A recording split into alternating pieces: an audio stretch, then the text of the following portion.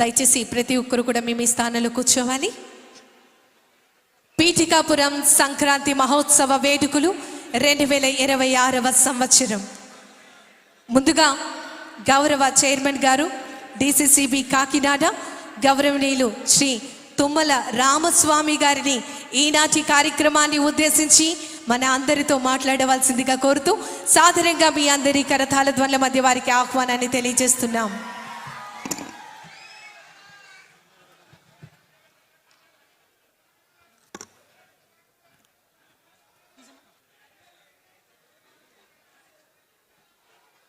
అందరికీ నమస్కారం.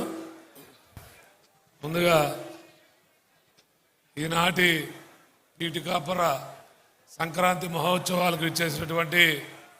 స్థానిక శాసనసభ్యులు, ఆంధ్రప్రదేశ్ డిప్యూటీ సీఎంగా ఉన్నటువంటి నా దేవుడు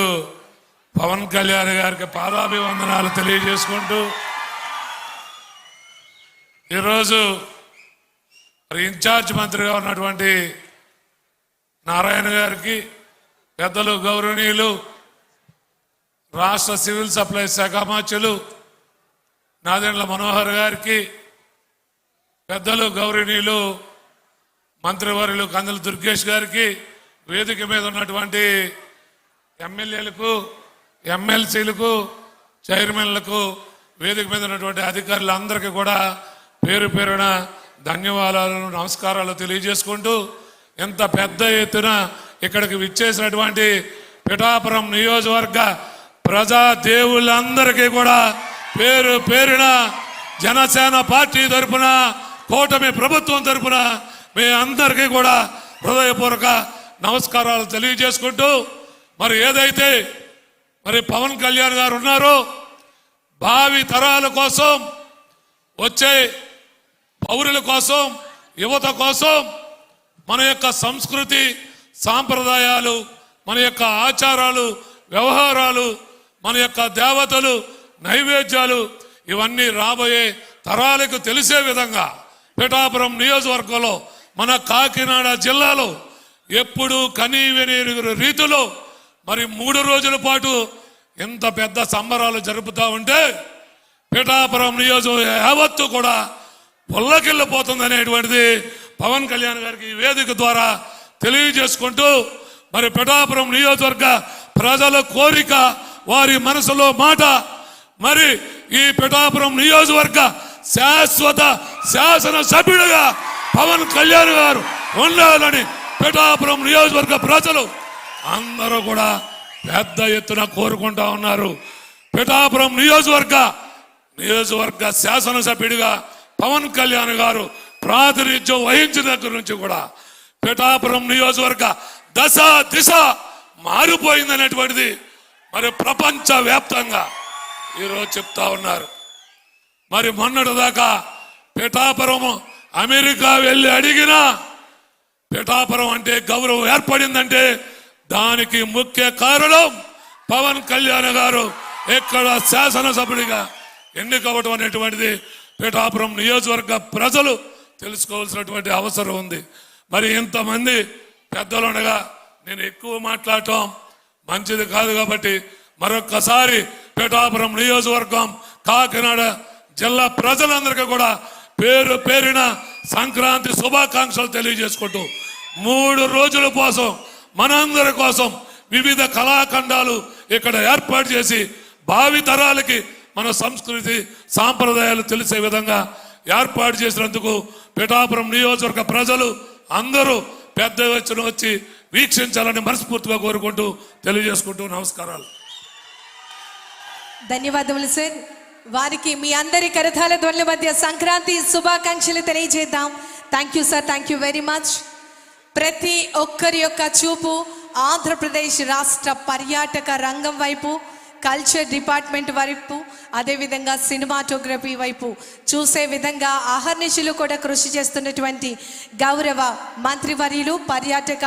సంస్కృతి మరియు సినిమాటోగ్రఫీ గౌరవనీయులు శ్రీ కందుల దుర్గేష్ గారిని ఈనాటి కార్యక్రమాన్ని ఉద్దేశించి వారి యొక్క అమూల్యమైనటువంటి సందేశాన్ని అందించవలసిందిగా మీ అందరి కరతాళ ధ్వనుల మధ్య వారికి సాదర స్వాగతం సుస్వాగతం తెలియజేస్తున్నాం.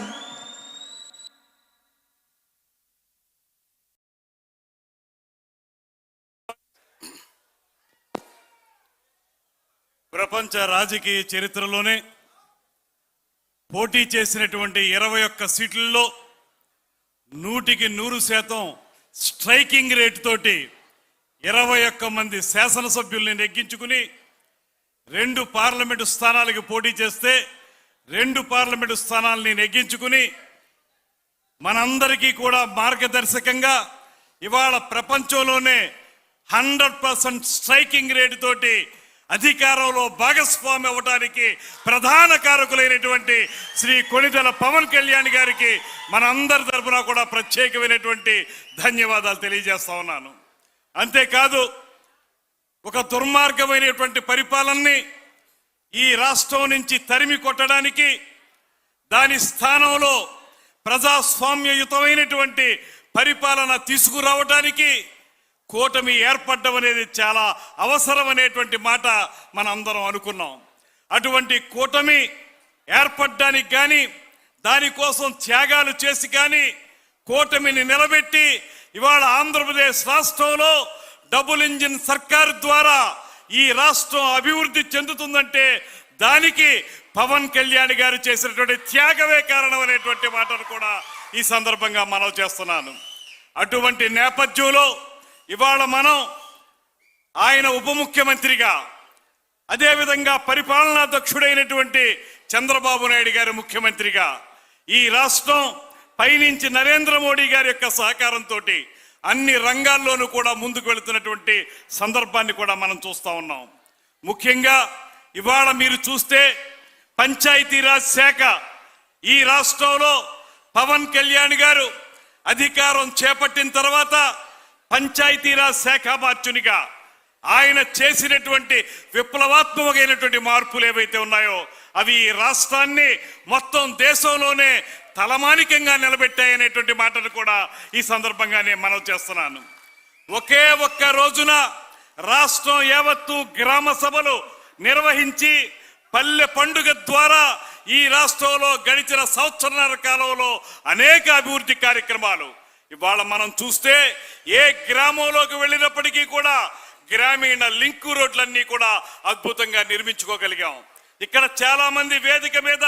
శాసన సభ్యులు ఉన్నారు, మంత్రులు ఉన్నారు, అందరం కూడా గమనిస్తున్నటువంటి అంశం. R&B రోడ్ల విషయంలో కూడా ఆ రకమైనటువంటి ప్రగతి జరుగుతున్నప్పటికీ కూడా ముఖ్యంగా గ్రామీణ రోడ్ల విషయంలో పంచాయతీరాజ్ సర్పున మొత్తంగా ఈ రాష్ట్రంలో ప్రతి మారుమూల ప్రాంతానికి రోడ్లు నిర్మించడానికి అవకాశం కల్పించినటువంటి నాయకులు శ్రీ పవన్ కళ్యాణ్ గారు అనేటువంటి మాటను కూడా మీ అందరికీ మనవి చేస్తున్నాను. ఆయనకి రమారమి 2,10,000 రూపాయలు ఆయనకి ప్రతి నెల వేతనం వస్తుంది. ఆ వేతనం మొత్తాన్ని కూడా పిఠాపురంలో ఉన్నటువంటి తల్లిదండ్రులు లేనటువంటి పిల్లల చదువు కోసం ప్రతి ఒక్కరికి 5,000 రూపాయలు చొప్పున ఇచ్చేటువంటి కార్యక్రమాన్ని చేపట్టి ₹1 కూడా జీతం తీసుకున్నటువంటి నాయకుడు శ్రీ పవన్ కళ్యాణ్ గారు అనేటువంటి మాటని మీ అందరికీ మనవి చేస్తున్నాను. అంతేకాదు గోదావరి పక్కనే ఉన్నా లేకపోతే గోదావరి తాలూకా కాలువలు పక్కనే ఉన్నప్పటికీ కూడా గుక్కెడు మంచినీళ్లు తాగడానికి కూడా నోచుకోనటువంటి అనేక గ్రామాలు ఆ రోజున 2019 నుంచి 24 వరకు జల జీవన్ మిషన్ కార్యక్రమాన్ని అడుగంటేలా చేసినటువంటి వైఎస్ఆర్ ప్రభుత్వం చేస్తే ఇవాళ అధికారంలోకి వచ్చిన వెంటనే గోదావరి గ్రిడ్ అనేటువంటి ఆ కార్పొరేషన్ ని ప్రారంభించి ఎవరికైతే దాహార్తితో ఉన్నటువంటి ప్రజలు గ్రామాల్లో ఉన్నారో వారందరికీ కూడా మంచినీళ్లు అందించడానికి జల జీవన్ మిషన్ అనేటువంటి కార్యక్రమం ద్వారా ఉమ్మడి ఉభయ గోదావరి జిల్లాల్లో అటుపక్క ప్రకాశం జిల్లాలో అన్ని ప్రాంతాల్లో కూడా ఆ కార్యక్రమాన్ని మా పెరవలి గ్రామంలో ప్రారంభించినటువంటి మహానుభావుడు శ్రీ పవన్ కళ్యాణ్ గారు అనేటువంటి మాటలు కూడా ఈ సందర్భంగా నేను మనవి చేస్తున్నాను. మనుషులకు కావలసినటువంటి మంచినీరుని అందించేటువంటి అద్భుతమైనటువంటి కార్యక్రమం అది. అంతేకాదు అటవీ సంరక్షణ కానీ, మరో పక్కన ఎకో టూరిజం కానీ, ఇలాగ ఆయన తీసుకున్నటువంటి అటవీ శాఖ, పర్యావరణ శాఖ, పంచాయతీరాజ్ శాఖ,